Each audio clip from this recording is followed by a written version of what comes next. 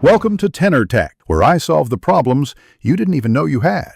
You start with quick high-value moves. Confirm Wi-Fi is enabled and airplane mode is off, because that alone often fixes connectivity.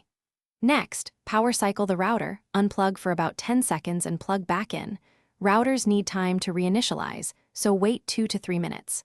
Once the router shows full lights, restart your device to rebuild the local network session.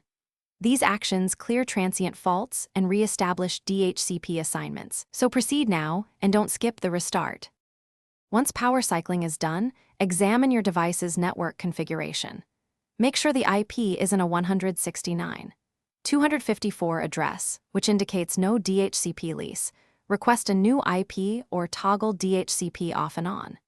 If the IP is fine, forget the network and rejoin the SSID, entering the correct password and confirming WPA2/WPA3 security. Also disable any VPNs or proxy settings briefly because they can block or misroute traffic.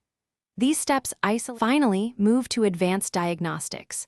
Update router firmware and your device's wireless drivers, then reboot both. Software bugs are often fixed by updates.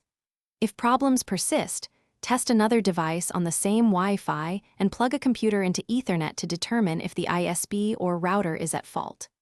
As a last resort, reset network settings on the device or factory, reset the router, but make sure to back up configurations. Troubleshooting tip: if you still see no